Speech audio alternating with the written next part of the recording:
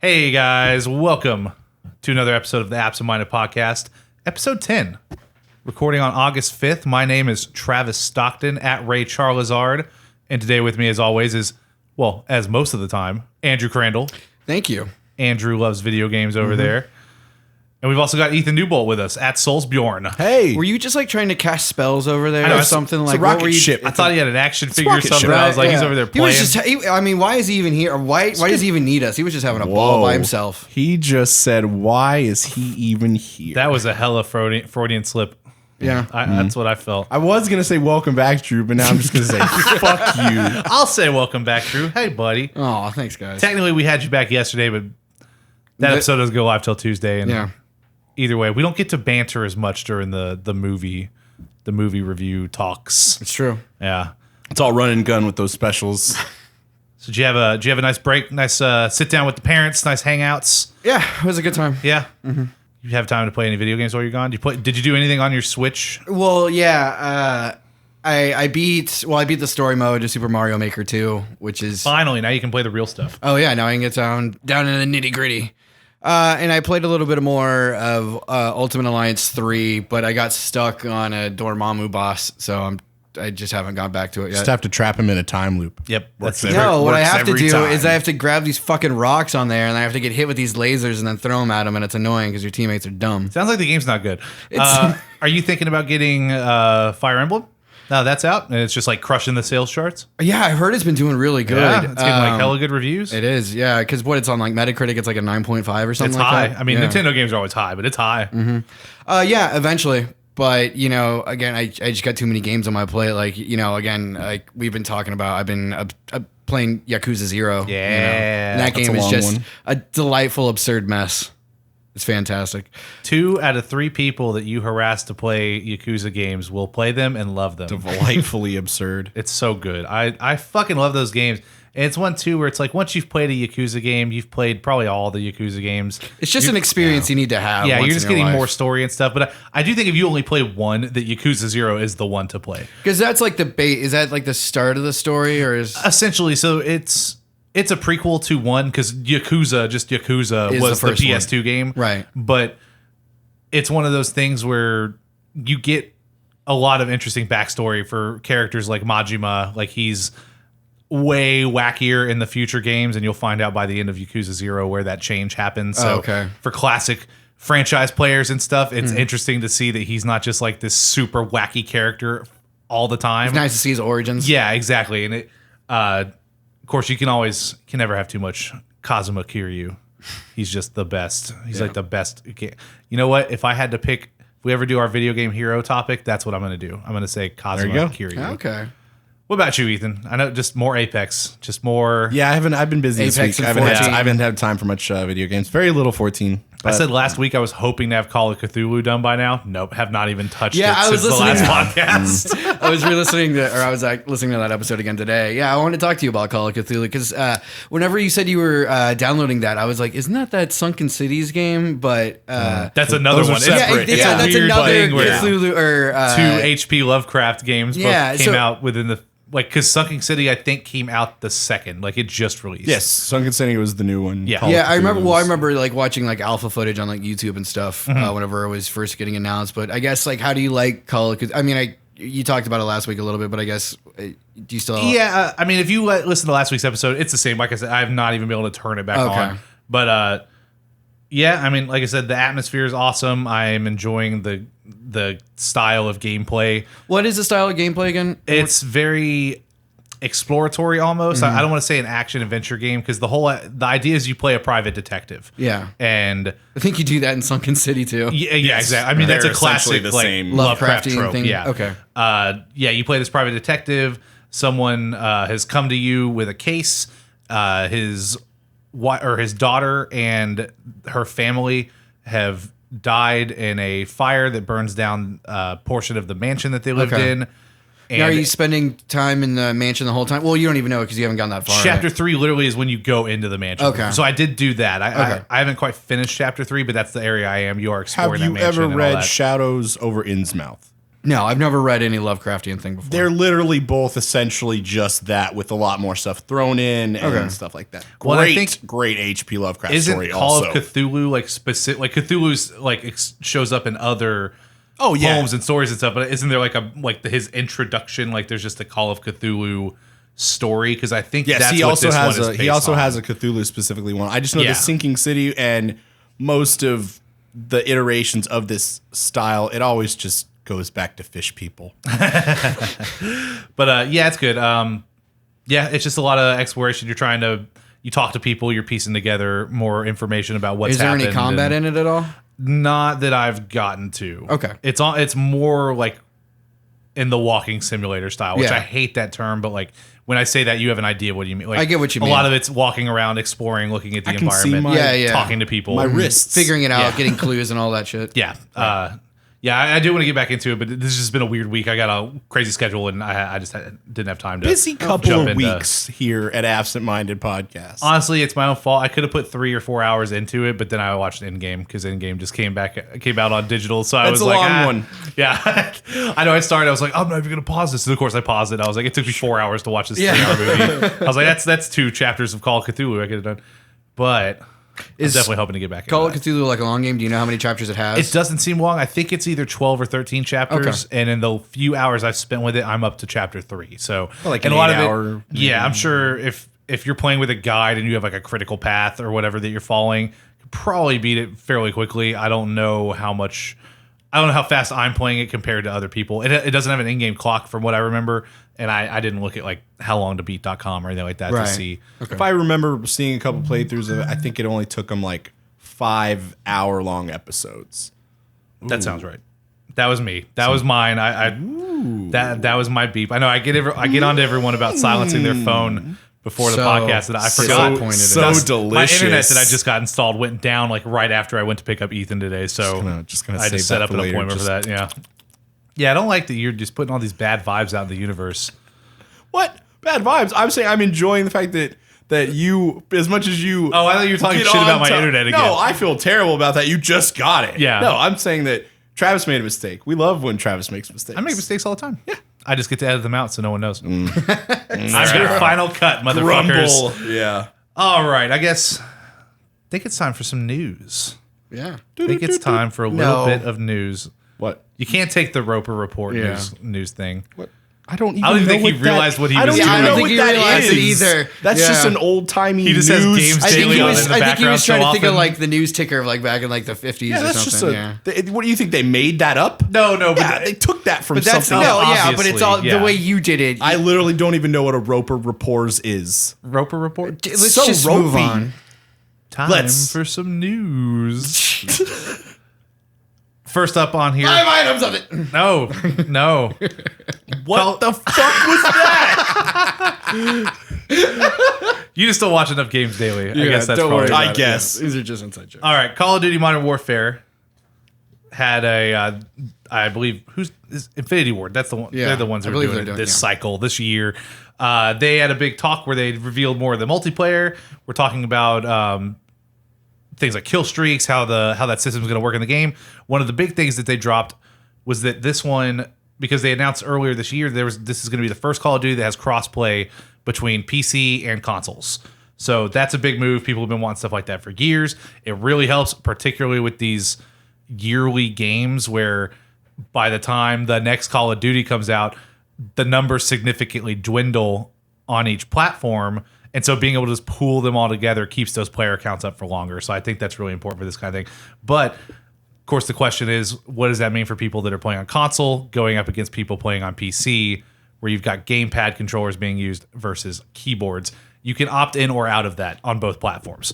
Yeah, and I be believe paired- it. Whenever you join into a match, it automatically puts you with what you're naturally playing with. Exactly, Like so, yeah. if you're playing with a gamepad, it'll put you playing with people against gamepads. Yeah. Okay, that answers my But question. yeah, like Travis said, you can opt in to like be a gamepad player, but play against mouse and keyboard people. I would assume most would probably stick to their traditional. Yeah, but also I think it's just finally going to put an end to that that age-old argument that's been happening for years now between console and PC players. I mean, I don't know if many people disagree. I would definitely get owned much more by keyboard and mouse. Oh, yeah. If you Yeah, introduce that if you've been into playing it. one for a decade and then you switch the other, you're obviously not going to play at the same skill level. No, I'm saying of the if thing you that you're used to. Introduce like more people that are prone to using that. Gotcha. Yeah. You think it doesn't matter? Give me a gamepad. Give them a controller. Oh, give them yeah, a it keyboard. doesn't Who matter cares? what I'm going to be using. in the bottom No, 5 yeah. every match anyway. Yeah, and I'm terrible. The controller's not what's holding it back. Yeah. No. But and that does work both ways, I think. So if you feel comfortable using a gamepad on the PC version, it's the same thing. You can Switch over to just you play can switch on the over and just gamepad play users. against gamepad console Yeah. players and stuff like that. I like that. Because I know that is a very popular option. One of the first things when people talk about how, oh, just get a gaming PC, blah, blah, and you're like, oh, well, I don't want to play at a desk. But they have those streaming boxes now, like NVIDIA, like Steam has the little box that you can connect to your TV and it streams your game feed to your TV. Oh, right. Over similar to like remote play on PS4 and the whatever Xbox calls theirs. So that's cool that support's going to be built right in. No one's going to be complaining about getting wrecked by keyboard players. Right. And it's funny Unless too, though. they're wanting to. I mean, I still will, but Well, what's interesting, and they didn't quite go into detail about this, whether or not if you are playing on gamepad, if there's going to be a way to like turn off the auto aim and that kind of stuff.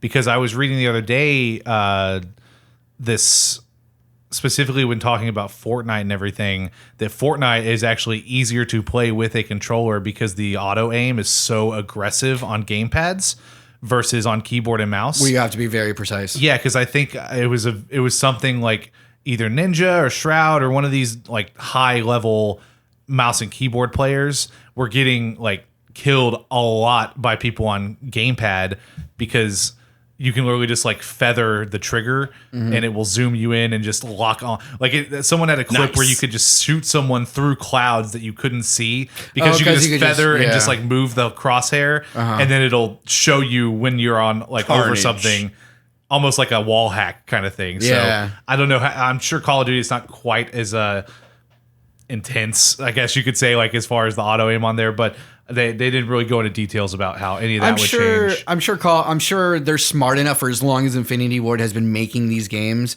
and for as forthright they're being about telling us about these inclusions and everything, that they'll figure out some way to make that work. Yeah, no one's gonna say that the Call of Duty games haven't like perfected gunplay on console machines. And so if it doesn't work, they'll just patch it. Right. hopefully they will just patch it. Eventually, they will. Our second story, this one was pretty interesting. I hadn't even thought about this, and now that it's happening, I got kind of excited. 343 Industries announced that map and game type migration from Xbox 360 Halo games is coming to the Master Chief Collection. So, if you recall, a big thing. Oh my God! I swear to God, I put it on vibrate. Was that me this time? That's Or It that was someone on else? vibrate, yeah. It's literally Travis is in vibrate. rare form today. That is two, sir. Literally on vibrate. You get one more. You do not pass code. You do not collect $200. If you recall, the Halo games since 3 have had the Forge, where you could make people could make custom modes and maps and stuff like that. one of the best features of 3. Exactly, yeah. It added a lot of longevity to the multiplayer. Tons of cool custom game types and everything like that. Dude, that was one of my favorite things about 3. Was just going into the custom game maps and everything. People changed Halo from a shooter to a platformer. Yeah. It was crazy. And one of the features on that, of course, was that you could share these modes and maps with other people through the online system. 343 has announced now that they are going to have a few dates. I think I have them pulled up over here where, so on August 12th at 10 a.m. PST, game types will be transferred over from the older games. And then on 10 a.m. PST on August 26th, the maps will be transferred over.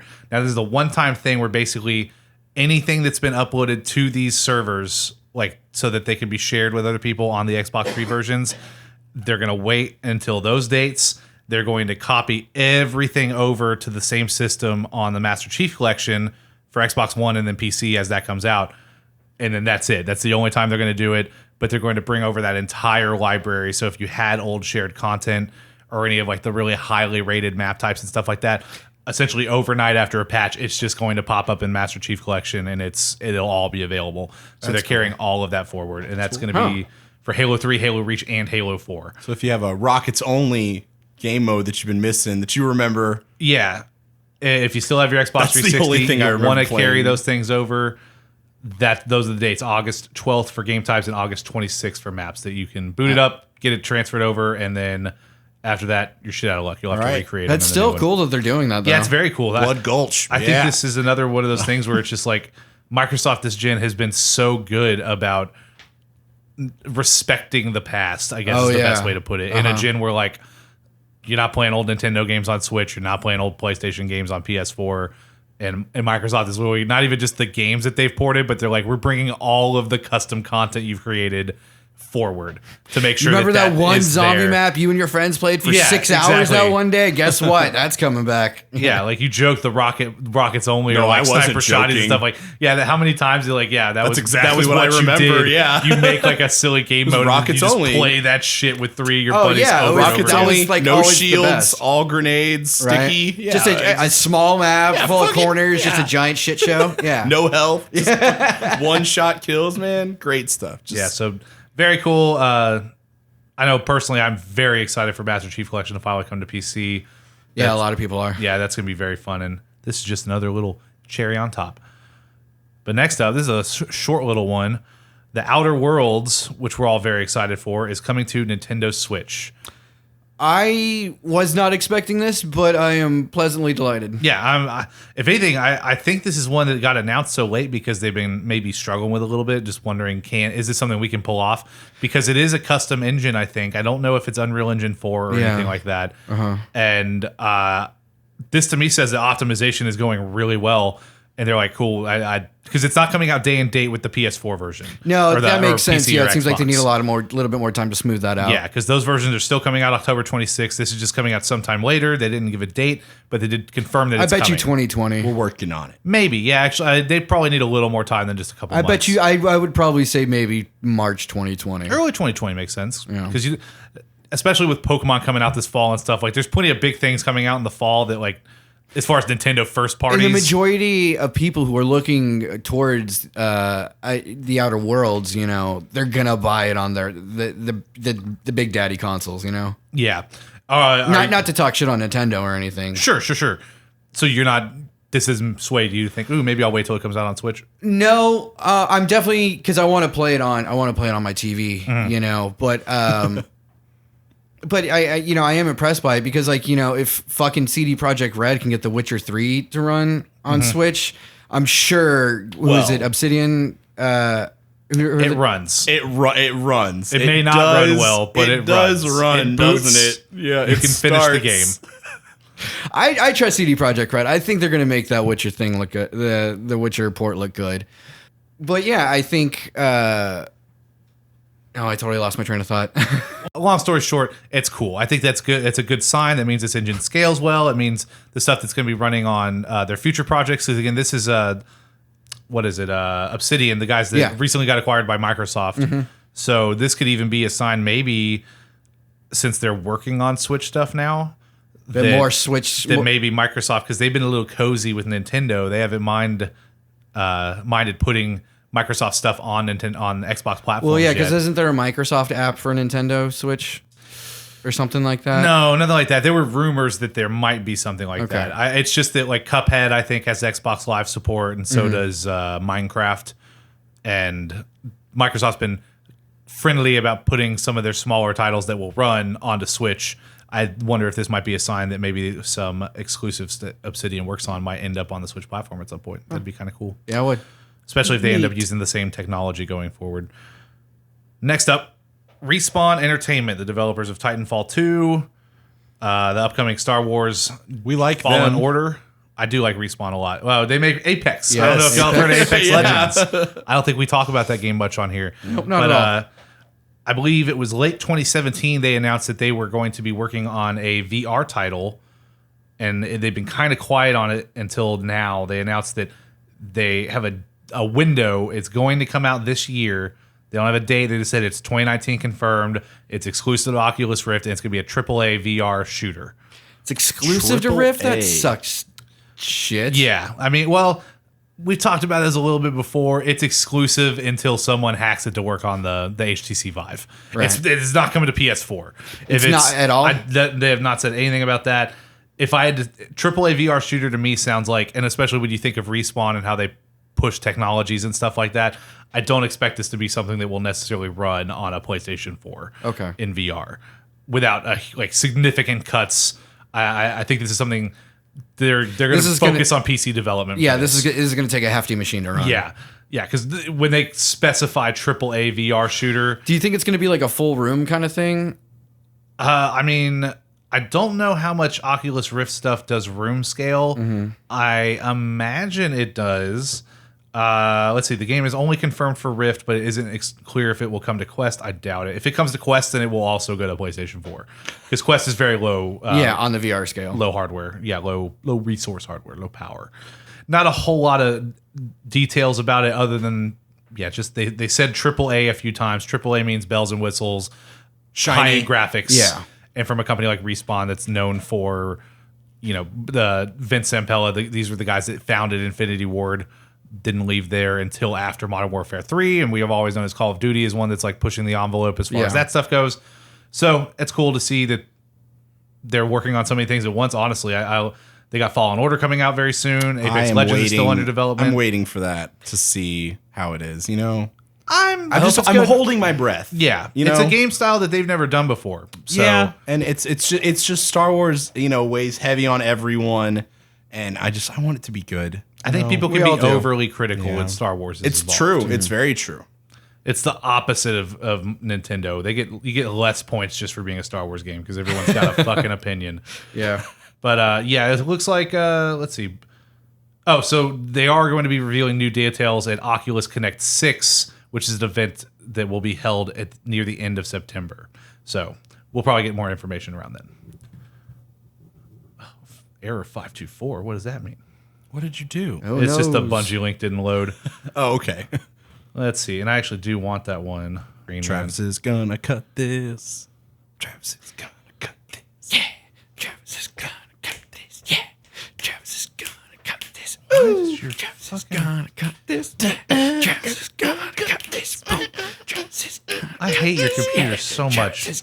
When I click the link, it doesn't do what it does on mine. It brings up like a smaller link that you have to click on again. No, here, you might have to help me find this because it's pulling up like the very first topic document.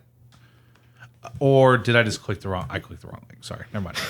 Yeah, all right, we just gotta toss the topic ideas document. It doesn't work. Sometimes Travis is dumb. Sometimes Travis is dumb.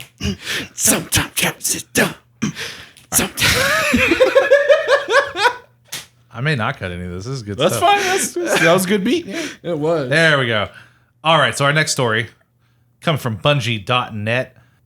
I know I already mentioned this to you. You didn't seem to care, Andrew. You were like, or Ethan, I don't know. This was when you went on your rant about how you will never buy a game that is online that Drew and I say that we will play ever again. Oh, yeah. Because you were like, you start ranting about the Division and stuff. Anyway, news from Bungie.net is that they have had to delay Destiny 2 Shadowkeep expansion and the New Light relaunch about 2 weeks to October 1st. So not the original date was September 17th, so barely even 2 weeks later. Just a little bit of delay. They posted a little letter on Bungie.net. I'm going to read a little bit from that right now. Quote, being independent means that the future of Destiny 2 is entirely on our team. It also means that we're agile enough to choose to do what's best for our game and our players, even if it's the hard choice. We wanted to let you, our community, know that we're changing the date for Shadowkeep and New Light from September 17th to October 1st. This fall is the first step on a journey for what our team wants Destiny 2 to become, a place for you and your friends to play anytime, anywhere, owning the action MMO and RPG elements that we love about the game, and crushing barriers to entry for friends. We just need a little bit of extra time to take this first step. We didn't make this decision lightly. We know for some of you, us too, Destiny releases are events where you take off time from work or develop a sudden sickness that keeps you from school or work. We get it. A bunch of our team takes some time off to go on their own Destiny jacket quest. We're sorry for screwing up your plans, and we wanted to share this information as quickly as we could. Oh, you guys get me. Thanks, Bungie. Oh, yeah, absolutely. No, good. Yeah, take as much time as you need to get your game working. Yeah, it's nice to see things like that because this is something where they could probably were able to do it right away instead of having to go to Activision and say, how much is this going to affect your fiscal quarterly Oh, reports? right, yeah. Well, but that's Can we 'cause- do this? Nope. Yeah. We got to hit September 17th. Sweet. Let's crunch the fuck out of these next few weeks and try to fix what bugs we have or whatever And that's- issues are keeping them from releasing. And then you launch an expansion that doesn't launch perfect. And then people have 20 more articles about how Destiny 2 sucks and Bungie's fun. Like, this is perfect. This is I think this is just more proof that Activision was probably Holding them back. holding the reins behind the scenes a little harder than we all thought, and that maybe we shouldn't have been giving Bungie quite as much shit as a community. They've said this in since launch. interviews where it's like now that we have all the say and all the pull that we can focus on giving the product that they want to give, and at the end of the day, if it's not up to their standards and quality, they can do stuff like this where it's like maybe we'll just take a little bit more time.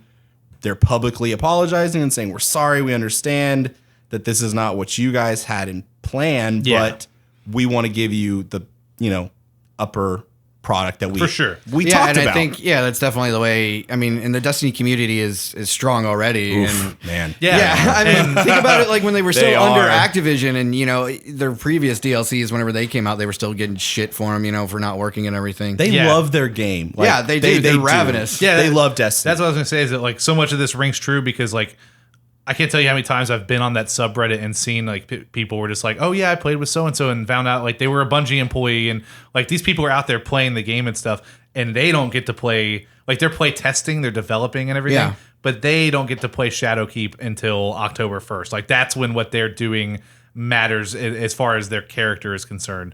That's when they've got close friends and family and stuff that are waiting for New Light because, ooh, I want to jump over to PC. I want to carry my character over. Like these guys, this is one of those companies where it's like they are playing their games. They are just as excited to like get the ball rolling as well. So it's cool that they came out and put that letter. Yeah, that felt very heartfelt and honest. And I'm still very excited for October 1st. I'm going to download that on my PC as soon as I can and get that whole thing see how it thrown goes. over. I might jump I just on. like a lot We'll of see the how new, cheap it is. That's all I'm saying. It's free to play. New Light's free. Yeah, that's what I'm saying. But again, don't I already have that part of it? The only yeah, so but there have been tons of like free content. Well, sure, that but I has already come out. have that. Like I don't need to buy that. Like I can Correct. just jump back in and do that stuff But there's a lot of user friendly about additions and after that. Yeah, no, I know. I don't There's wanna buy more, that. but that's the thing is that the way that New Light is going forward, it's not as cut and dry as do I own the new expansion? No, I remember. I don't. Okay, Yeah. well I can't run campaign missions. No, with- they were saying with that you can, so-and-so. as soon as you get it, you can jump right into like the end game content. Were they saying that? Yeah, like you can Yeah. if you made a new like you would be able to carry your character over Sure, or yeah. whatever. And as far as I know, like I can bounce between platforms. Like when I'm done on PC, I can upload my save, transfer to PS4, and then And that's hop cool. back And, to it. and I like yeah, that. it's not like a one-time transfer, but yeah, even disregarding the annual pass, disregarding Shadowkeep, which I never since buy. you last played, Yeah. there's still seasonal events. There's still yeah. new Well, content and stuff. The solstice of heroes is like Yeah, that's going on right now. Yeah, They're doing Moments of Triumph again, which they usually do closer to the end of each year of content. So even when this rolls out, once New Light, it's kind of like when The Taken King came out in Destiny 1, where it's still huge changes to the user interface, huge changes to the inventory, yeah, management, quality of all that life stuff. Yeah, and I'm sure the gear and loot stuff has changed to where it's Oh yeah, there's some friendlier. significant changes to like it's supposed to be closer to like the Division 2 and that if you want to dig into like the real nitty-gritty can. RPG mechanics of it, that's there for you. But otherwise, you could just stick to the surface and it's yeah, still you fun. can just this one's got a higher number, I can delete I my did old see one. one of the new what are the vehicles called again? Sparrows. Sparrows. I did Yeah. see one that was like a really tiny, short one that they were nicknaming the Scooty Puff Jr. And it's like it's seriously like a funny. little itty bitty That's car. awesome. Yeah. That's good. So that was fun. And I did like when I saw that, I was like, oh, that's a mount I kind of want to jump back and get because ridiculous stuff like that's always funny. Mounts and shit. Speaking of ridiculous stuff, we got PlayStation Plus games for August 2019. Good segue. Thank you. I say ridiculous because one of your games is Wipeout Omega Collection, which I fucking love this series of games. So Wave Runners or what is that? No, so Wipeout is like, it's closer to an F-Zero type of game. Where Yeah, it's that's what I was hover cars, thinking. super Yeah. fast, like, hovering vehicles. Like, this series dates back to the PS1, blindingly right? fast That's on cool. here. Yeah, this is like a long-running PlayStation franchise. Yes. I believe late last year it actually got a PlayStation VR update for fuck. free. Neat. So it was not like, you can play the entire campaign in VR. It's like, this is one of That those actually games seems kinda cool. where it is hard to keep up with how fast things are going sometimes, and that's just on a TV. Yeah. Like in a VR headset, it's nuts. It is intense. For those that are unfamiliar, the Omega Collection is a remaster of Wipeout HD, the HD Fury expansion, and Wipeout 2048. So those are the two PlayStation 3 games and the PlayStation Vita game combined all into one package. Nice. Remastered 1080p 60 frames per second on the base PS4, 4K 60 frames per second on PS4 Pro. The futuristic racing series features anti-gravity ships instead of your traditional race cars, and they each have their own defining characteristics and strengths. In total, the game features 26 different tracks, 46 ship models, and 9 game modes. You can play with friends in either local or online multiplayer, and the collection can even be experienced in PlayStation VR if you have it. I bet you it probably does. It have like a really good, like kind of like vaporwave music. It has a kick-ass fucking score.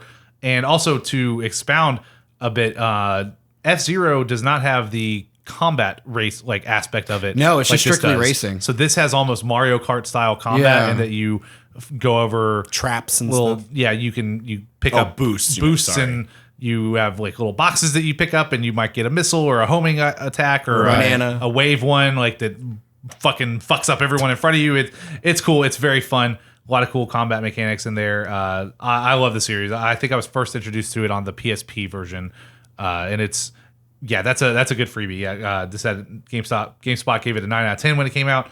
Of course they did. Definitely nice. worth checking out. And your second game is Sniper Elite 4, which I've always wanted to dabble in this series. Is this the one where it like zooms in anytime you get like a crazy shot? You can like shoot slows someone's down, dude in the right? testicle and You it have like explodes or score something. counters and stuff. Yeah, where it like zoom in and X-rays. So like you get bonus modifiers for certain types of attacks, and then like if you shoot someone in the wrist, it zooms in, Mortal and shows Kombat you style, shows like, the bone, yeah. like exactly like the new Mortal Kombat If fatalities. it's just like camping and just taking your shot, It's I real think sniper I might. stuff. I think I might take. Yeah, like it's free. it's free. It's definitely worth checking out. Give it a little taste. Quote, the third-person shooter is set in 1943 Italy, where you control a sniper to scout out environments and take out Axis forces using your rifle, traps, explosives, and more. That's cool. Sniper Elite 4 also features co-op and competitive multiplayer modes. Oh, that'd be fun to do co-op. So yeah, and not even like new school, like modern age combat. It's No, like this is old like school full action sniper. rifles and Yeah, that's and- dope. Yeah, Check that out. All the clips I've You seen want in this to do game some always look yeah, I cool. do. You want to do some co-op streams, Ethan? Just post up 2 different sides of the map and just fucking tear them down, man. We got games with gold on Xbox Live Gold for August 2019 as well. This month, What we got going on here? you're getting Gears of War 4. Which was already on Games Pass. Yeah, I was It's on gonna say, Game I Pass, feel like yeah. that was available somehow, some way. It's on Game Pass, but this is one. Yeah, if you're not on Game Pass for some reason, and you do have Xbox Live Gold, for that. this is your game for the month. Great game, by the way. I did play it, but I played it on PC. But still, I had a lot of fun with it. I think I played 3 was my last Gears of War. Only Gears of War 3 is a great Only game. Gears of War. R.I.P. Dom. And then this is just coming from news.xbox.com. I'm going to go ahead and read the descriptions for each of these just in case no one's heard of Gears of War before. Get ready for upcoming Gears 5 by playing as JD, Kate, and Dell in their first adventure. In Gears of War 4, the squad must discover the source of a terrifying new enemy and rescue their loved ones after escaping an attack on their village. After defeating the Swarm in the campaign, don't forget to check out Horde and Versus multiplayer. As part of the road to Gears 5, completing achievements and challenges in all 3 modes can earn you rewards and character skins that you can take with you into Gears 5. Once you've mastered the Swarm, you'll be ready to continue Kate's story when Gears 5 launches on September 10th with Xbox Game Pass on Xbox One and Windows 10. Something I will say too is that if you hadn't played the older ones, this is a fine spot to jump into the campaign in the franchise. It kind of catches you up on what happened in the first 3 games, but it's not necessarily like there's been a deep dive time into the gap story, yeah. between you'll miss out on a little bit of the world building and everything, but this almost just very much feels like kind of like The Force Awakens when that came out. Like if you Yeah, hadn't that's a seen very previous good Star Wars comparison. movies, Yes. this game's story very much flows similarly to Gears of War 1 Yeah. and gets people back into the world and everything. And from what I understand, I've been dying to go. I might just skip 3 and finally, because I have not played most of 2 or 3. I swear to God, we talked about it have years been ago. talking about replaying the Gears of War games for years now, and I've been wanting to do it, but you've always been like, It's just so many games to play all the time. I don't have an Xbox. I love the Gears games, man. I love those campaigns. So Your second game for the month, Forza Motorsport 6. One of the most comprehensive racing games of this generation comes your way in Forza Motorsport 6. Start your engines and compete against 24 players day or night in all weather conditions. Customize and race over 450 Forza Vista cars. That's a made-up word. At realistic simulation speeds across 26 world-famous locales. And with the included 10-year anniversary pack, enjoy an additional 10 exotic cars all tuned to the top of their class. Ooh. With unrelenting action and breathtaking visuals, master the road and race your way to victory. Everyone knows what Forza is. I never really got into motorsport. I know it's more of a racing simulator, right? For every one of these, I just need you to say, I don't have an Xbox. I don't have an Xbox. but it's more of a racing simulator, right? It's very much simulator. It's kind of Microsoft's answer to the Gran Turismo series on PlayStation. Yeah, it's very great series. Nitty gritty. Yeah, very simulation. Gearhead. Yeah, I never quite got Monkey into wrench. these because I try one race. And I'm like, I'm just running the wall all the time, no matter how fast or slow I go. Oh yeah, I'm much more of a Horizon guy. Yeah, but if you are into like real car stuff, shifting, you should check this game out. This is basically if you have a steering wheel and paddle shift, you should look into this game. Your third game for the month of August 2019 is Torchlight. Can you uncover the secret buried beneath Torchlight? Developed by the creators of Diablo and Fate, choose among these 3 separate character classes: Destroyer, Alchemist, or Vanquisher, and seek adventure through randomized dungeon levels. Slay hordes of monsters, learn devastating skills, and loot endless treasure in this thrilling action role-playing title. Play Torchlight now before its sequel Torchlight 2 makes its way onto Xbox One September 3rd. I don't have an Xbox. It's coming to PS4 as well. Torchlight is also on PS4. Boom. Yeah, I've heard actually really the good one games time about you this. actually say it actually comes out on PlayStation. Said it all 3 times. This is like it says, it's made by the people that made the Diablo games, Diablo 1 and 2 specifically, not 3. Okay. So it's in that style, dungeon crawler, 4-player, I think up to 4-player co-op in there as well. It looks very interesting. If you like that type of game, this is a good one. I do enjoy a good dungeon crawler. I don't think the campaign is particularly long from what I remember. And finally, Castlevania Lord of Shadows. Play the role of Gabriel in Castlevania Lords of Shadow, not Lord of Shadows, Lords of Shadow. Multiple. Raised by the Brotherhood of Light to begin your quest across a destroyed world to defeat the 3 factions of the Lords of Shadow and end their unholy rule. With your devastating combat cross, take revenge on those who took your fallen beloved and attempt to bring balance back to the world. Now, if I recall, I think Lords of Shadow was like the first 3D Castlevania. That's what I have visions of. Like it's like what? I don't want to say N64 because that sounds way off. No, it was a Xbox 360 PS3 gen game. Yeah, because I don't even think any Castlevanias ever came to N64. That does sound right. But I just remember big bulky 3D models that did not look great though. Lords of Shadow looked fine. Maybe I'm thinking of something. Yeah, else, you might be thinking of a different game. I know performance wasn't great, but this is an Xbox One backward compatible game, and I know when I saw Digital Foundry show it off, it's like perfect performance now. It runs great. I don't think it's one of the Pro or the X enhanced ones, so it's not going to run at 4K or anything like that. And this was the good one. The sequel sucked, apparently, from what I remember. What's the name of that one? I think Colin Moriarty actually had like a scathing review for that one back when he was at IGN.com. But this one, 85% on Metacritic, 9.4 out of 10 on Green Man Gaming, 94% have liked this game, according to Google users. So, yeah, like Castlevania needs no introduction. Most people know what you're getting with that. Yeah. Lots of cool atmosphere. Sweet combat. Dracula's. That's a cool one to get. That'll be the first time I've ever played it too, so I'm very excited for that one to pop up. And those are all of your freebies. I say freebie. You paid for PS Plus. You paid for Xbox Live Gold. You earned these.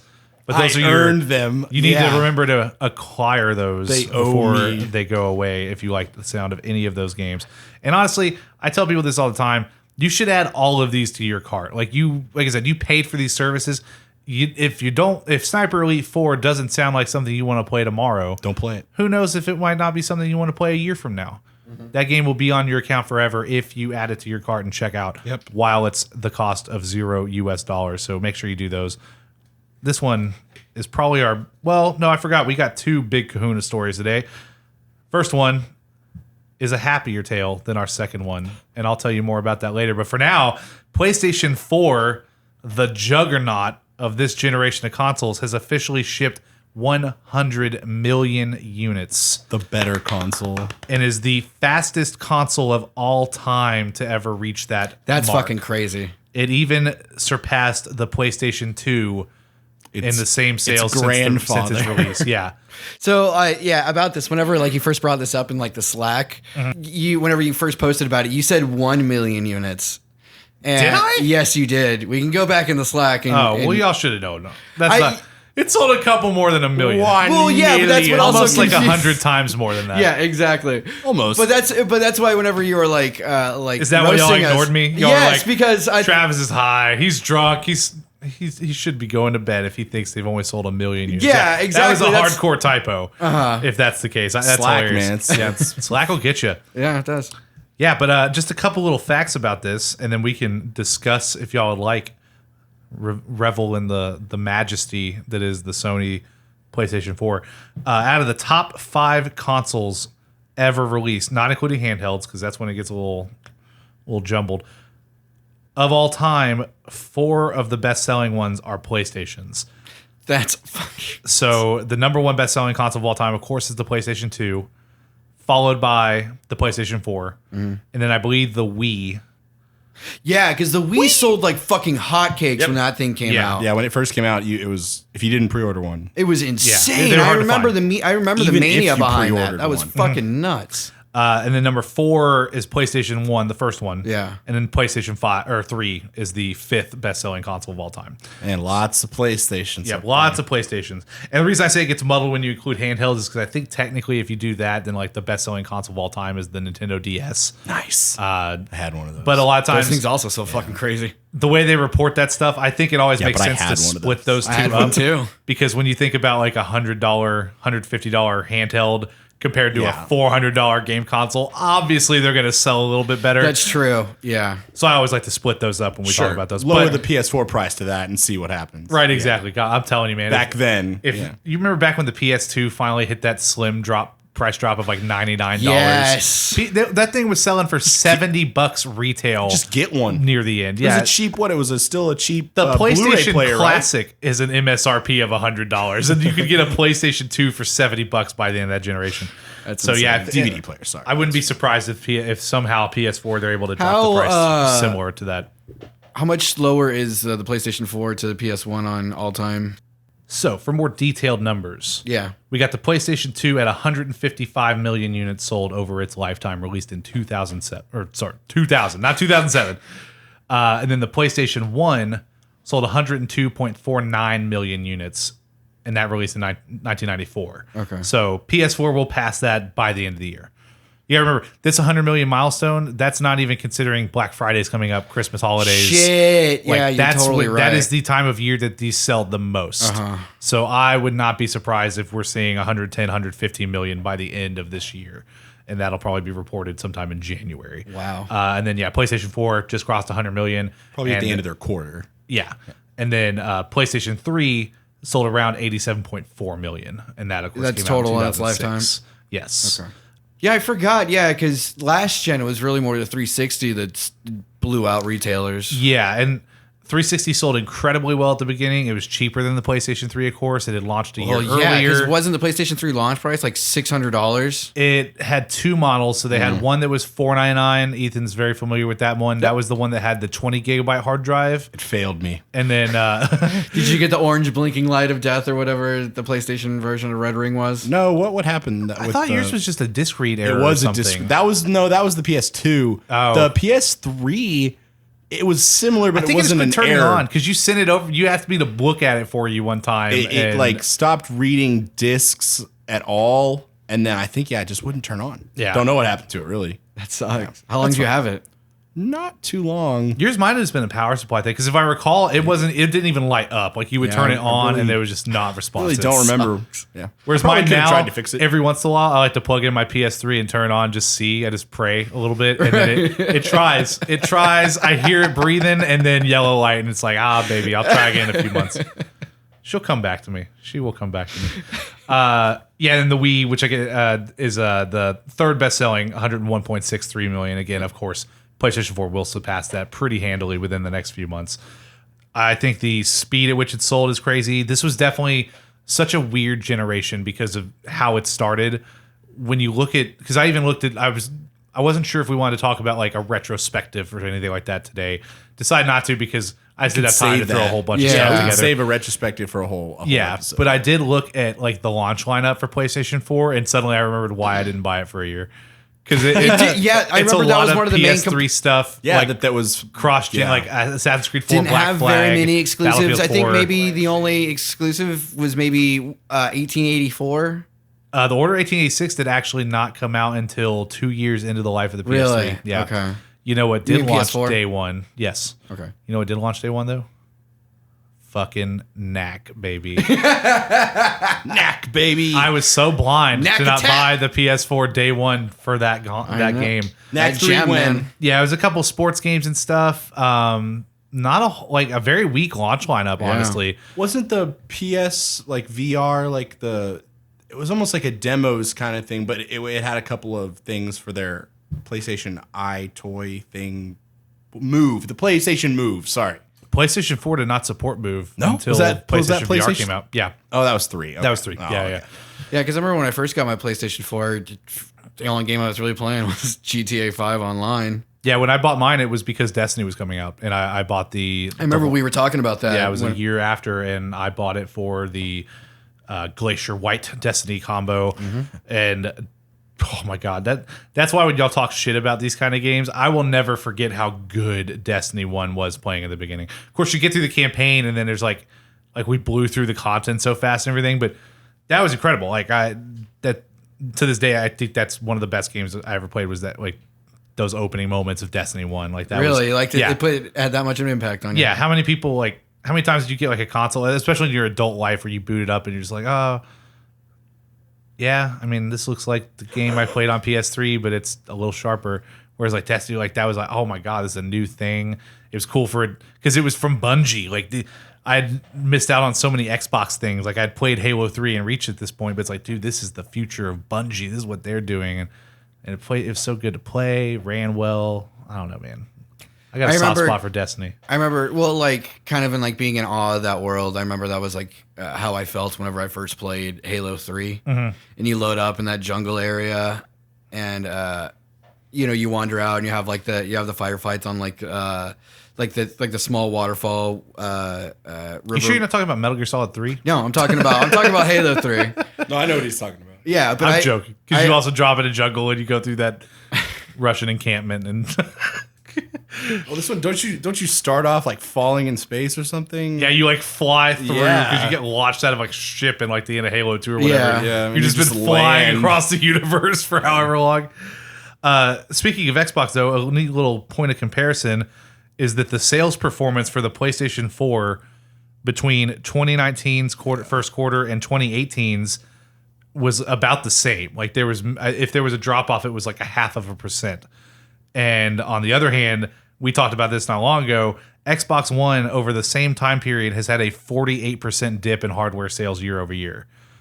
And this is what so many people, when that number came out, they're like, oh, well, it's the end of the generation. Everyone's bought their consoles already. I'm sure PlayStation's doing the same thing. Everyone, we know PS5 and the next Xbox are coming. Of course, no one's buying these hardware now.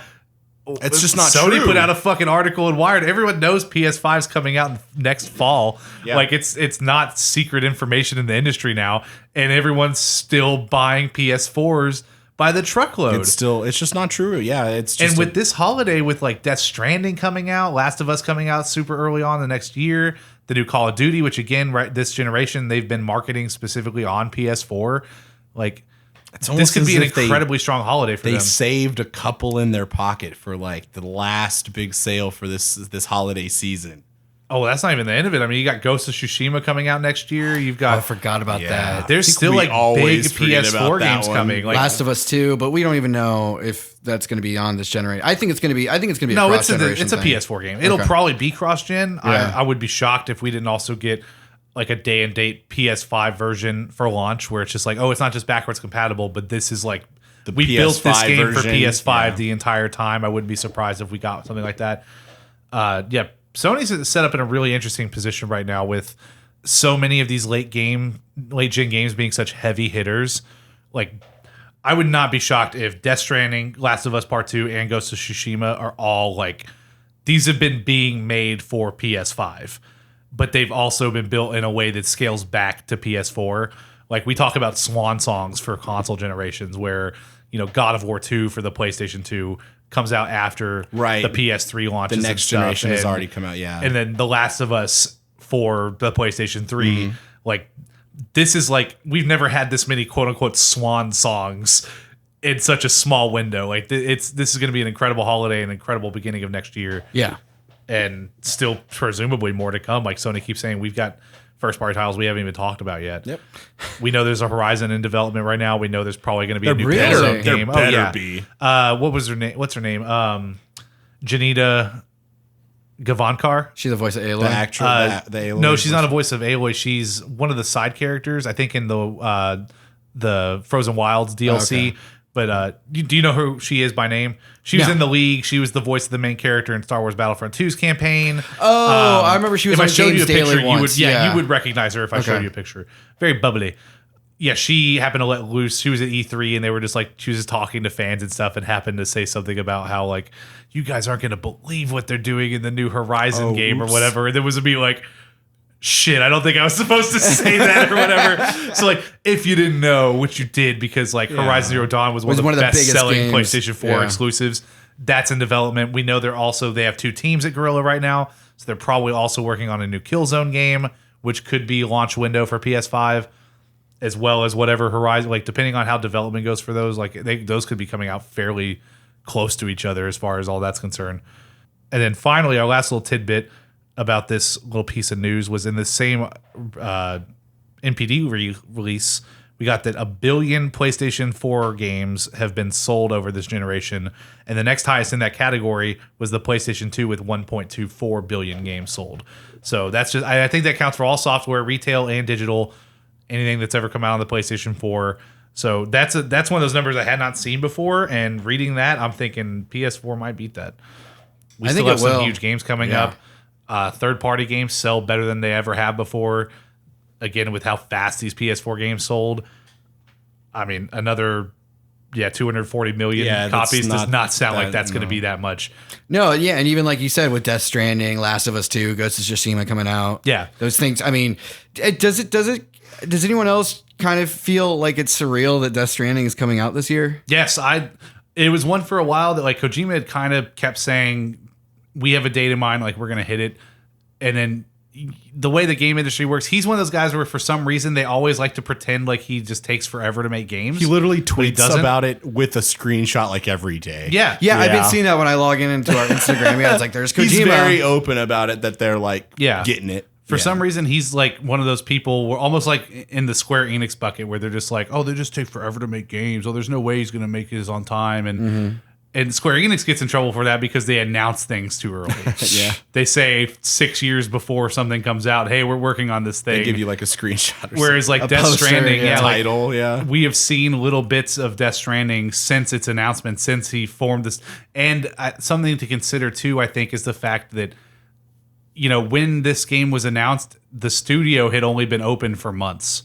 That's right. Like, you got to remember that he left Konami and then opened Kojima Production Studio, and we're hiring staff members and picking their engine while still making this doing pre-production and getting artwork done and talking signing I-99s. Yeah, well, signing contracts for actors and stuff behind the scenes, and just building a new NDAs, studio from the ground business, up. An LLC, like whatever. From opening the studio to the release of Death Stranding will have been about 3.5 years. That's fucking crazy. Think of how many games by established studios have taken 5 years or longer to make, and this guy opened a business in that time. Clearly, he's had help from Sony and stuff and financing and everything, but still, they're backing him. Sure. Sony's handing everything he needs on a golden plate. Oh, absolutely, for sure. But it's incredible that game's coming out so soon. I would have guessed that it was going to be delayed, but for sure. That's the realness for me. November? Is it coming out in November or September? I would say later on probably makes more sense, because September is technically only next month. But I mean, it could November 8th. Yeah. that sounds more better. But yeah, surrealness of like, oh, I can't believe this game is actually coming out. Kingdom Hearts 3 killed that feeling for me. So nothing surprises me that it's coming out anymore. Everything will come eventually. Did you not like Kingdom Hearts 3? That is such a loaded question. Yeah, I don't know. Pass. Nothing will be ever as great as Kingdom Hearts 1 to me. Kingdom Hearts 2 is better than Kingdom Hearts 1. I don't know. I remember. I don't know. I guess I haven't because I did whenever The combat is too. 1.5 came out. I went back and I replayed 1.5 and I loved it, but I didn't replay 2.5. So You should go Sounds like back a and do failing that on your eventually. part. I just remembered I Do you have it liked on 1 PS4? more than I like 2. I used to. I don't think. If you don't, you can borrow my copy. I just might do that. Yeah. It's a Well, I gotta it's a beat- physical copy, so you. I should actually beat 3 before I go back and play 1 and 2 again. Oh, so you have 3. I have 3. Yeah. Oh, right. And you haven't finished it. No, Oh, okay, I have not. Okay. Yeah. Kingdom Hearts 3 is a sore subject. Yeah. All right. So our final piece of news today was kind of a bombshell that's kind of still developing right now. It's yeah. Let's just dive right into it. E3 organization, which is the ESA, leaks data for over 2,000 journalists and analysts. I'm just going to read this whole article. This is from VentureBeat.com by Jeff Grubb. If you attended the Electronic Entertainment Expo E3 trade show this year with a media badge, it's possible that some of your sensitive data is now public. Each year, the ESA hands out hundreds of press badges to certain members of the press. To get one of these badges, I have given the organization my name, phone number, home address, and more each year for the last half decade. That info goes onto a spreadsheet that the ESA hands out to its member companies. This makes it easier for these companies to invite press to E3 events and meetings. Up until yesterday, however, that list was accessible to anyone who clicked on a button on the ESA website, as first spotted by YouTube creator and journalist Sophia Narwitz. Since then, the ESA has removed the spreadsheet from its site, but it did not do that before other people were able to download it. At this point, it's impossible to tell who has the list. This failure is adequately secure sensitive data doesn't just expose game journalists. I've confirmed with someone who has access to the list with the ESA's permission that it contains info for YouTube creators, Wall Street financial analysts at firms like Wedbush and Goldman Sachs, and Tencent employees. This puts ESA in a tight spot. I reached out to the organization and it provided the following statement from a spokesperson. Quote, ESA was made aware of a website vulnerability that led to the contact list of registered journalists attending E3 being made public. Once notified, we immediately took steps to protect the data and shut down the site, which is no longer available. We regret this occurrence and have put measures in place to ensure it will not occur again. While this breach could expose people to certain threats, it could also hurt the ESA's bottom line. Company pay the organization a lot of money to show up at E3, and part of the reason the trade show is worth that price is because the group has a spreadsheet with the contact info for popular YouTubers and influential media personalities. If people are more hesitant to share that data at E3 2020, suddenly the show is potentially less valuable to attending developers and other companies. The ESA website was likely also accessible from Europe, and it contained info for European members of the press. That could turn this into a GDPR, or General Data Protection Regulation issue. That is the EU regulatory framework that obliges any company that collects data to meet certain assurances of security. The maximum fine for a GDPR violation is 20 million euros. So that's a lot to process. Ethan, I know it looked like you had some thoughts about partway through the article. No, I It was just just seems laughing. like someone I was done just fucked up. laughing at the way you said Goldman Sachs. Goldman Is it Sachs? It is Sachs. That's what I thought. Goldman Sachs. Yes. It's the gold socks. Sorry, it's just funny, but yeah, no, I mean, yeah, it's a lot to take in, and like you said, it's still developing, so we don't want to say too much too quickly because, I mean, this could go a lot of ways. Yeah, the story is constantly changing. We always have to, because of the way this podcast works, we get to you once a week to tell you about what's happening. This is obviously a developing one, but it was a big enough story that it made sense to not just wait until... Yeah, it's a huge bomb. I mean, wait until it developed further to like start talking about it. For sure. Because I personally have some thoughts. I'm sure you guys have some thoughts. well, yeah, anytime any personal information like of this caliber is leaked, it raises red flags for everybody. For sure. PlayStation has been unfortunately hacked multiple times, and you know, it's a big scare for a lot of people, especially because credit card information, all that stuff is connected. It's valuable. Everything's digital. Travis, Yeah. the way you pay for things is digital. Yep. I mean, so this, it's a huge alert. I mean, I've had my ID stolen. It sucks. Yeah, I mean, that can ruin your life forever. I mean, these are also these are people's phone numbers and home addresses. And you they can are- change a phone number. You can't move every time this kind of thing happens. These are also people with, like, some of them, not all of them, public opinions that go out to people. Not everybody agrees with your opinion. Oh, absolutely. Some people take that to extremes, and that's what some of these are worried about. That was the Threats first thing that I and- thought of. I remember Yeah. seeing on social media danger. Yeah, just some Yeah. crazy person showing up to your house. I'm sorry. Yeah. No, it's fine. Yeah, I know. Just to add on to what you're saying, yeah, some of the people's informations that have been leaked have just been the constant harassment has just been never ending, and these people don't deserve it. Yeah.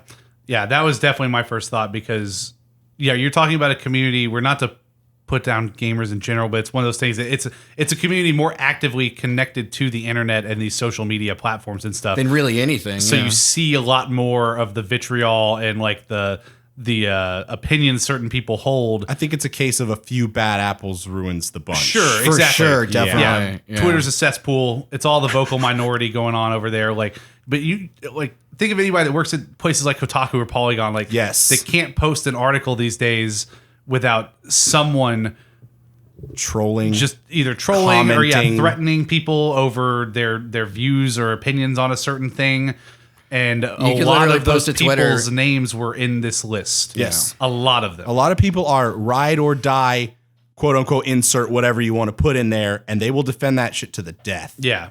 Yeah, it's a very dangerous situation. And it's one, too, where, you know, of course, some of the first jokes that came up about this was E3 must be trying really hard to make sure no one wants to go next year because they've already had such low attendance in the past few years and stuff. Yeah. And now you're getting to the point where I know Alana Pierce was already starting to reach out to people and start collecting information about anyone that this has affected personally already to work on a potential class action lawsuit against the ESA. And yeah, like this article said at the end that, I mean, is anyone going to go now? Like, if you need to give any kind of personal information to this organization, are you going to even bother going to E3 this year? Yeah, it's and- getting easier and easier to avoid between PAX and Gamescom, and there's this other big one, Rami Ishmael. He's started up I think it's supposed to happen early next year, like a more broad worldwide game convention that they're trying to do in Europe because it's easier for people to travel there than it is into the US for a lot of these Right, developers yeah. in certain countries and I stuff. think it's more of a central location. Yeah, For exactly. certain but, things, yeah, definitely. but there's just, it's not like 10 years ago where like E3 was the place to be. Like these business dealings can happen anywhere now. Well, even then, I think 10 years ago, E3 was still starting to be on the decline, you know, because like with like internet leaks and, you know, announcements just going straight to the internet. Sure, but it was, I mean, when I say decline, I mean interest from a lot of these companies and publishers going. Oh, like There was like a huge 10 years ago, shift when Sony was not going to ever not show up at E3 because that's where you go to again. Like we see the press conference and we see release dates as like the consumers. Like we're not technically in the industry so deep that we would be getting a press badge sent to us to go to E3 or No. anything. but So we watched see it all. Yeah, we see it as like people excited for these games. E3 used to be about these people in like marketing departments and stuff figuring out what's our tactic for release this year. What are we going to do as far as when we begin certain campaigns? Right. It was for business. Like it was a press conference. It was not. That's why the press wasn't, or the public wasn't allowed. Yeah, and when into they it for so many when years, they yeah. opened it up to the public is kind of when that just they opened the floodgates and there was no turning back. Everything I've read from various developers to even like Sean Layden of PlayStation to people that work at these outlets hate that it's open to the public now. Yeah. Because again, you can't get work done the way that you used to be able to. You can't walk the show floor without someone recognizing your face from that YouTube Yeah. channel you're on or hearing your voice and be like, oh, he's on that podcast I like, and wanting to like go up and shake hands and take a photo and stuff. He's like, dude, I have to get across the fucking room Yeah. to this hotel across the street because I have to talk to so-and-so from so-and-so's developer to get an exclusive interview that I have to have edited and ready to go online in like hours.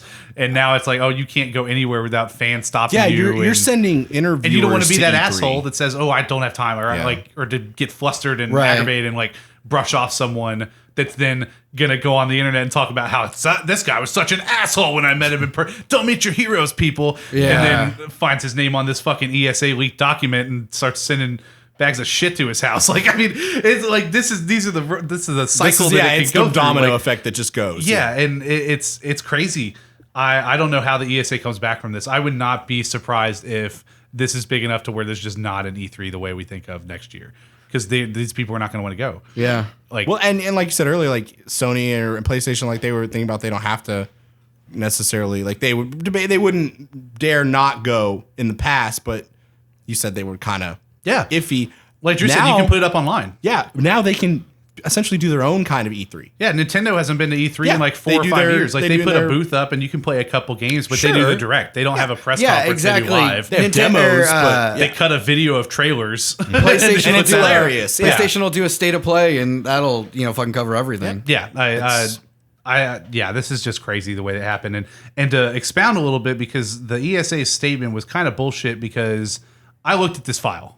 Like it was very easy to find. Public access. Yeah, or information. Sorry, they tried to say that as soon as they were contacted, they took it down or took steps to take it down immediately. But that's bullshit. Because anybody with a quick mouse and finger could have just grabbed it. Yeah, exactly. Yeah, open it up, screen capped it. Yeah. Done. At least have that forever. At least since E3 2019, this year's list has been accessible on their website by just clicking a hyperlink at the bottom of the page. And that's just shit. But that's just a list named. It doesn't have the personal information, right? No, it has everything. It says the organization you're with. It has your first and last name. It has your contact phone number. It has your home address, because this is the same document they use to ship the badges. That is the full document. You could go to just the ESA's website and click and get it. And they tried to say, it was password protected. It wasn't. You didn't need a password, because again, I looked at it. A fucking hyperlink? Yeah, it was not hidden in any respect. This might be a little bit of a stretch. Do you think, I'm assuming you're saying this is a straight up 100% fuck up on the ESA. You don't think this possibly could be like... I think it's a fuck up by the people that use this link for the purposes it was for this whole time, and didn't think to contact anyone and say, hey, this seemed like really easy to pull up this list. Yeah. Like you'd think if you went to a website, like if you went to your bank's website and you clicked my account, if my and name it never was asked you to sign in at the bottom before I even logged into my banking account, and then also you could just see a list of other people's bank account numbers and stuff like that. And you'd be like, oh, that seems funny. Okay. I probably shouldn't be able to see all this. But I guess what I was getting at, like, this isn't like a cyber attack or anything. Like, no one logged into their servers or anything. This was just a straight up fuck up on them. Complete negligence and incompetence. Like, God damn, that is... It's just a plain text file that's just out there. Like, there's no encryption. There was no password. You didn't have to do anything fancy to get it. No one had to send you the link to this thing. It was on their fucking homepage. It was just readily available. Yeah. God, I hope they get a class action lawsuit going. Yeah, and the thing is that the person that broke this, Sophia Narwitz, she contacted the ESA about this a month ago because someone had pointed this out to her, and she reached out to them. She called them and spoke to somebody, and then she sent emails to multiple departments just to make sure that like as many people there saw this, and they were like, hey, we're going to look into it. And she's been sitting on this story for a month, like waiting for this link to go down because she didn't want to publicize this.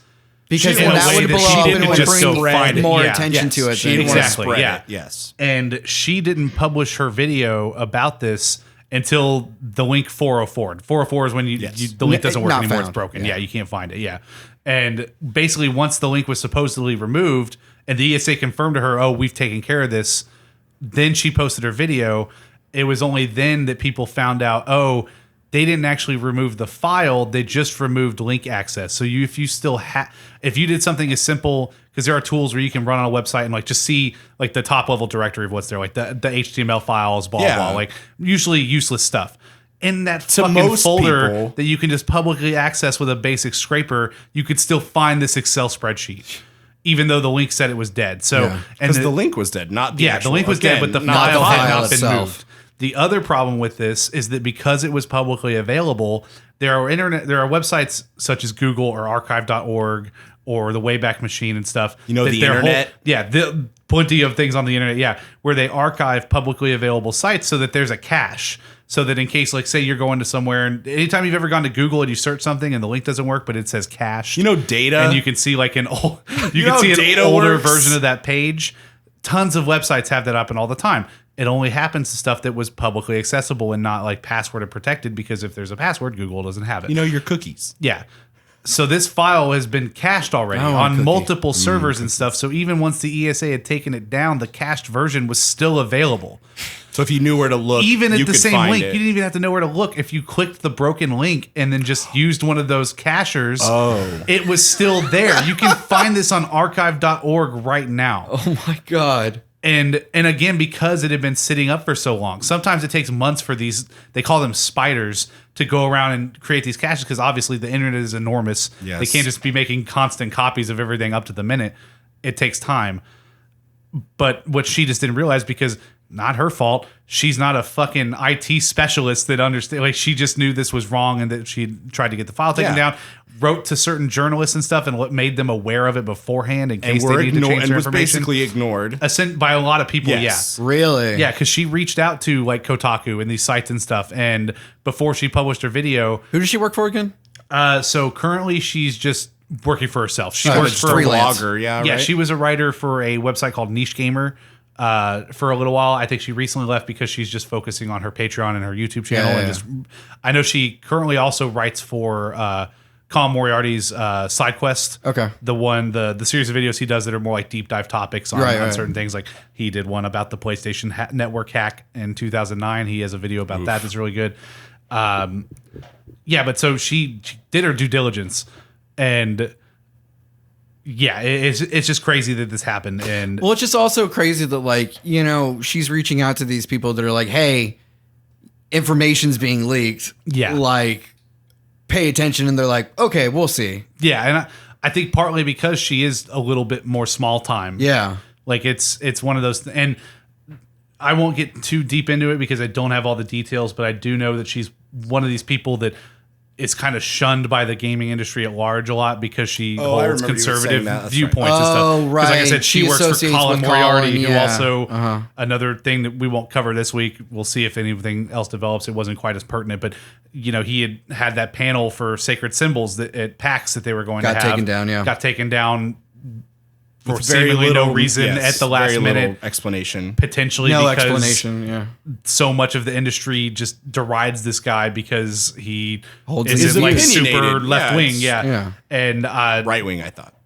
no, isn't super left wing. I'm sorry. Well, Okay. even then, he's not even really right wing. He sees He's himself just- as a libertarian. Like he's got a lot of liberal viewpoints. He smokes a ton of pot. Like anyway, not to get on all that, but yeah, Sophia, because of her connection with things like Niche Gamer and that she works with Colin Moriarty and stuff, a lot of people just have like immediately kind of written her off. And this VentureBeat.com story even originally did not even mention her as the source for this. Oh my God. Because she was kind of being retconned out of the story that Yeah. she broke. Well, she was essentially almost thrown under the bus. She had this secret. Oh, entirely. She had this information that she knew was Twitter bad. if you go to her Twitter right now, she has just been nonstop responding to accusations for Yeah. the last 3 days. Yeah. Of people saying that she only broke this story to get try some to notoriety hurt, or no, not something? even to get notoriety, but to try to hurt these more liberal gaming media sites and stuff because of things that they've said about her and stuff. Like they're straight up like, oh, you intentionally did this to dox like 2,000 people that don't agree with you or something. And of course, her first response is,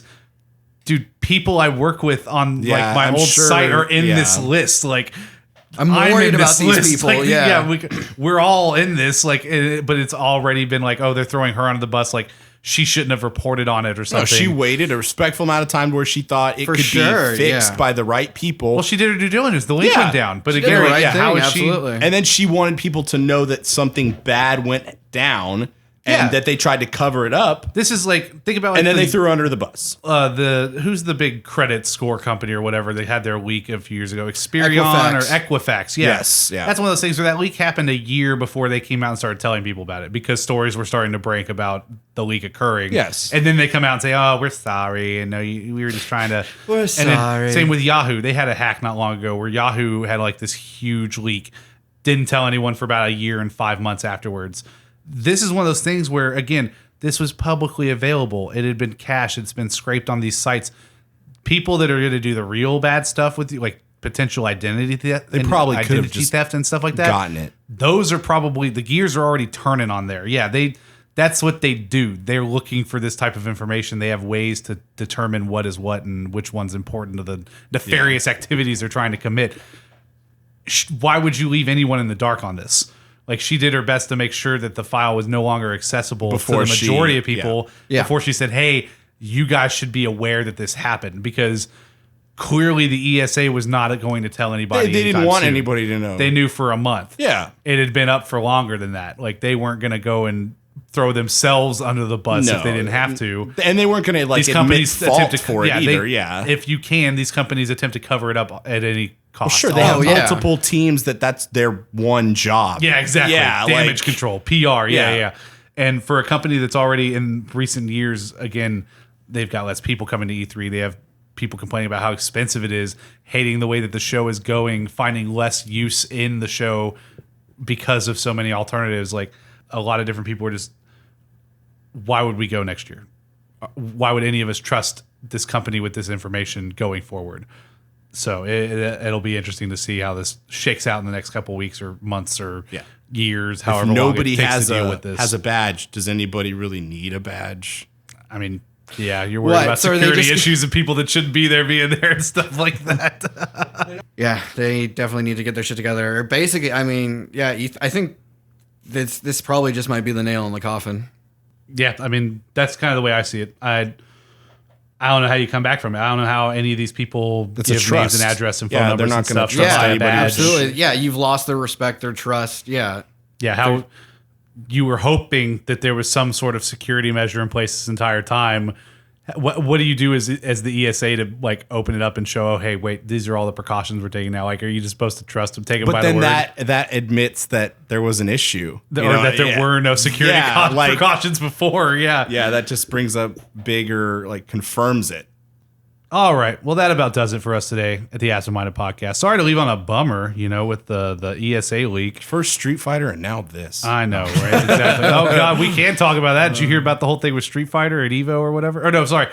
Oh, it wasn't Street Fighter. Okay, hold on. So did y'all hear about the leak at EVO that wasn't actually a leak? Are you talking about Maybe? the snake thing? Yes. Okay. Yeah. Okay, so at Yes, EVO 2019, yeah, y'all I heard did about this? I did Yeah. see this on Twitter, yeah. Okay, so for anybody who didn't hear, yeah, the idea was that EVO 2019 happened. There's always a lot of like fighting game trailers and reveals and stuff, and the crew behind Tekken 7, Bandai Namco, had a trailer for Yeah. some new characters coming up in their third, I believe it is, season pass for this game, third set of characters.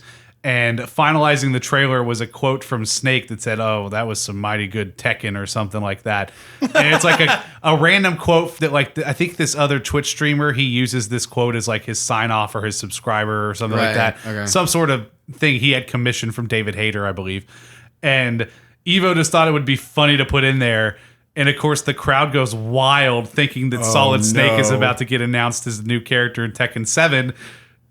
And then it's like the end of the trailer, and they don't say anything else They're like, about it. LOL, JK guys. And now they've had to come out and be like, "We're sorry, like Yeah, that we was did not a tease have at Snake." Bandai Namco's permission. Yeah, it the was- guy behind Tekken was like pissed and just like, I cannot believe that you guys would have done something like this. So unprofessional. David Hayter came out today. It was just like, you have zero permission to use my likeness or voice in anything ever. And Is so David like, Hayter the voice of Snake? he's the voice. Well, he was the voice of Solid Snake up until Metal Gear Solid 5 Okay. when Kiefer Sutherland played Oh, that's Snake right. in I that forgot game about that instead. one. Yeah. But it was I think one that like I said, this was one that he did this voice clip for a Twitch streamer, so it was not like something through Konami or anything. Oh, okay. But regardless, it was just such a dumb fuck up. Yeah. Like I don't know, like not as bad as the E3 one, but still just This like was just embarrassing. somebody thought this would be funny and It had was zero not. idea of the implications apparently, and just no foresight into people thinking that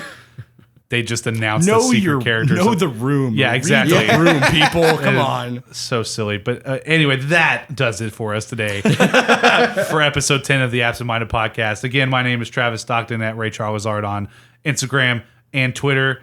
With me as always, Andrew Crandall. What's that one at you?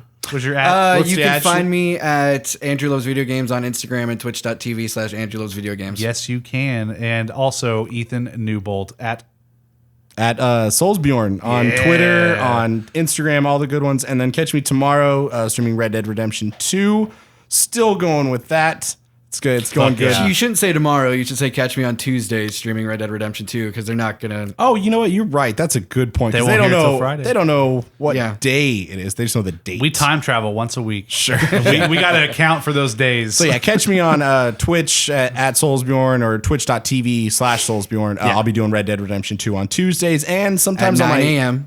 No, whenever, sometime throughout the day, I'll tweet about it or I thought something. I thought you were doing early streams. Sometimes it doesn't work. He told me the other day, hey guys, I'm going live on Twitch. And then like 30 minutes of just sitting on the main you gotta menu. let everybody. You gotta let them find the tweet. You gotta let them get their coffee ready and come and sit down and watch. You gotta let the people come. Yeah. So that, and sometimes on my extra days off, I do Red Dead impromptu streams. So. And as always, you can find us at our absentmindedpodcast.com webpage that takes us to our Anchor site, where you can always listen to the latest episodes of the podcast, as well as our special where we watch movies and talk all about them afterwards. You can leave us a voice message over there if you have a question for us or anything you want to hear on the show.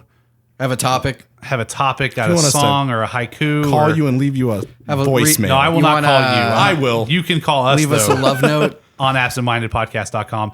Our listener support program is also active. You can donate to us $1 to $5 or $10 a month if you would like. You can cancel at any time, so you don't have to be on the hook. No recurring charges. I got to have my Spotify's. Drew's got to have his Shake Shacks. Ethan's got to have his pink shirts. With sharks. Wow, on is it. that more of a salmon? You waited to the very end to mention I just hadn't the even shirt. noticed. I was like, depending on the lighting, it could be purple. It is. It's nice. It's got little sharks on it. Honestly, does have little it sharks makes on me it. feel like he's about to go golfing. We golf shirt. literally talked about going golfing Putt-putt, on the yeah. way Oh up man, here. sounds like a Dude, fun time. Are we should do that. actually? No joke. I'd be down for some putt putt. See? So It sounds maybe so you much know this. fun. Does Top Golf do like a smaller putt-putt course, or No. is it just the like? just It's just a driving. driving range. Lame. I love Top Golf too, so I'd be down to go for either of those. Yeah, No, either he was- one. But putt-putt, I had my heart Ethan was set on. putt-putt. No, yeah, we can do putt putt. Have a It's slice of pizza, a couple Oh, beers, Oh yeah. Find a place Play with some some bumper putt-putt. boats. Yeah. kick over some 6-year-olds. Have a good old Dude, time. yeah. Just punt them out of the way. Play through. Come on. I'm old enough. I don't have to ask if you're done. I can just make you done. Anyway, again, that'll be all for us today. Check us out at absentmindedpodcast.com. If you didn't hear any of our tags, you can always find them over there. You can find us at absentmindedpod on Instagram and Twitter. Follow that Twitter. Follow the Twitter. Follow the Instagram. Tweet at us. Like us on Facebook too, because we always keep forgetting to plug that Yeah, one. facebook.com/absentmindedpodcast. And again, all of this is on absentmindedpodcast.com. Ethan doesn't like how often I say the website. No, I loved it. I just didn't want you to replace your plugs with my plugs. Or replace my plugs with your plugs. That sounds dirty. It How often does. do you change your earplugs? And I don't stuff? have You earplugs gotta clean anymore. them. I would never take someone else's plug and put it into my ear. Oh, well, I've done that, yeah. Tradesies after a few years, man. Clean them. Jeez. Jared knows Get what I'm talking someone about. else's- Shout out to Jared. Get someone else's rank in your ear. It's just Man, All right, on that note, goodbye. love you.